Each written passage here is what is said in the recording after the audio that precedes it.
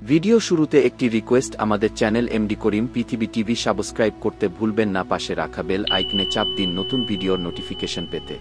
আসসালামু আলাইকুম, পৃথিবী টিভিতে স্বাগতম। ইতিহাসের পাতা থেকে সুলতান সালাউদ্দিন আইয়ুবী। এক নাম, এক ইতিহাস। জেরুজালেম বিজয়ী এই কিংবদন্তি যোদ্ধার কথা আমরা সবাই জানি।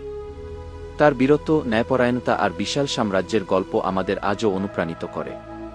কিন্তু আমরা কি কখনো ভেবেছি এই মহান সুলতানের মৃত্যুর পর তার বিশাল সাম্রাজ্যের কি হয়েছিল? কারা ধরেছিল এই গুরুদায়িত্ব? আজ আমরা জানব সুলতান সালাউদ্দিনের এক যোগ্য উত্তরসূরির কথা, তার দ্বিতীয় পুত্র আল মালিকুল আজিজ ইমাদুদ্দিন উসমান সম্পর্কে, যার জীবন ছিল সংক্ষিপ্ত কিন্তু ঘটনাবহুল। চলুন ডুব দেওয়া যাক ইতিহাসের সেই অধ্যায়ে। এক শাহজাদার জন্ম ও বেড়ে ওঠা। 1171 সাল। কায়রো তখন এক নতুন শক্তির কেন্দ্রে পরিণত হচ্ছে। বছরেই সুলতান সালাউদ্দিনের দ্বিতীয় পুত্র উসমানের জন্ম হয়।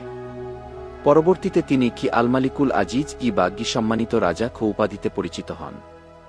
তিনি বেড়ে ওঠেন এমন এক সময়ে যখন তার পিতা ক্রুসেডারদের বিরুদ্ধে পবিত্র ভূমি রক্ষার জন্য একের পর এক মহাকাব্যিক যুদ্ধে লিপ্ত। শিশুকাল থেকেই তিনি দেখেছেন যুদ্ধের ভয়াবহতা, রাজনৈতিক ষড়যন্ত্র এবং একটি সাম্রাজ্য পরিচালনার জটিলতা। তাকে সামরিক ও প্রশাসনিক শিক্ষায় শিক্ষিত করে তোলা হয়, যেন তিনি ভবিষ্যতে আইয়ুবী সালতানাতের একজন গুরুত্বপূর্ণ অংশ হতে পারেন।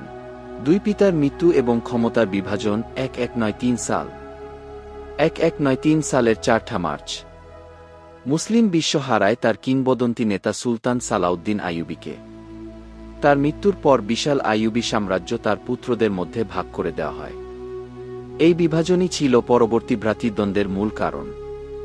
সবচেয়ে বড় পুত্র আল-আফদাল পান সালতানাতের কেন্দ্রভূমি দামেস্ক এবং সিরিয়ার বড় একটি অংশ। দ্বিতীয় পুত্র আল আজিজ উসমান পান সবচেয়ে ধনী এবং কৌশলগতভাবে গুরুত্বপূর্ণ প্রদেশ মিশর। তৃতীয় পুত্র আজ-জহির গাজী পান আলেপ্পোর শাসনভার। এই অসম বিভাজন একটি ক্ষমতার লড়াইয়ের মঞ্চ তৈরি করে দেয়, যার কেন্দ্রে ছিলেন আল আজিজ এবং আল-আফদাল।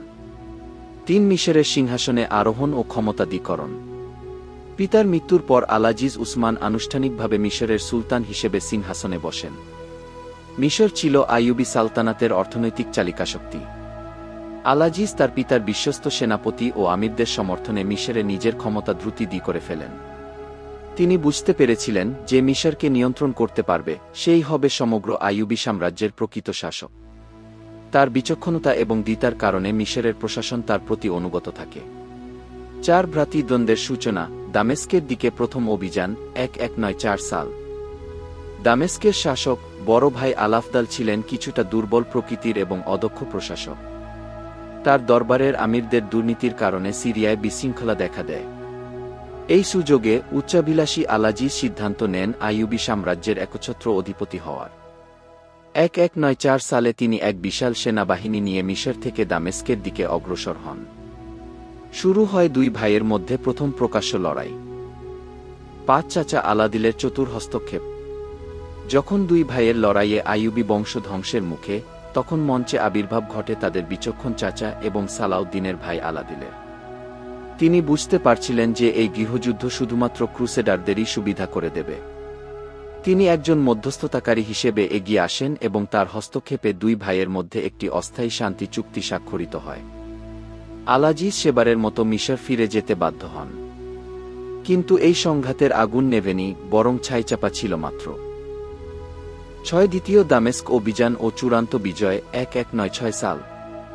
শান্তি চুক্তি বেশি দিন টেকেনি।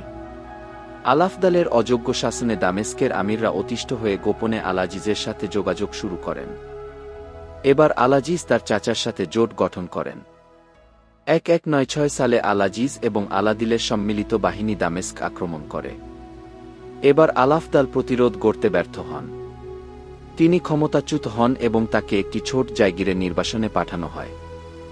দামেস্ক চলে আসে আল আজিজের দখলে। 7 আইয়ুবী সালতানাতের একচ্ছত্র অধিপতি। দামেস্ক বিজয়ের পর আল আজিজ উসমান নিজেকে সমগ্র আইয়ুবী সাম্রাজ্যের সর্বোচ্চ সুলতান হিসেবে ঘোষণা করেন। কায়রো এবং দামেস্ক, এই দুই প্রধান শহরের নিয়ন্ত্রণ নেওয়ার মাধ্যমে তিনিই হয়ে ওঠেন সালাউদ্দিনের প্রকৃত উত্তরাধিকারী। তার ভাইয়েরা এবং অন্যান্য আইয়ুবী শাসকরা তার আধিপত্য মেনে নেন। তিনি তার পিতার মতোই একটি কেন্দ্রীয় শাসন ব্যবস্থা প্রতিষ্ঠা করার চেষ্টা করেন, যার কেন্দ্রবিন্দু ছিল মিশর। 8 শাসনকাল ও সাম্রাজ্য পরিচালনা। সুলতান হিসেবে আলাজিজের শাসনকাল ছিল মূলত সাম্রাজ্যের অভ্যন্তরীণ সমস্যা সমাধান এবং ক্ষমতা টিকিয়ে রাখার সংগ্রামে ব্যস্ত। তিনি ক্রুসেডারদের সাথে তার পিতার মতো বড় কোনো যুদ্ধে জড়াননি, বরং একটি স্থিতিশীল অবস্থা বজায় রেখেছিলেন। তবে তার শাসনামলে একটি বড় বিতর্কিত ঘটনা ঘটে। তিনি গিজার গ্রেট পিরামিডগুলো ভেঙে ফেলার একটি চেষ্টা করেছিলেন, কারণ তিনি হয়তো সেগুলোকে প্রাচীন পৌত্তলিকতার প্রতীক মনে করতেন।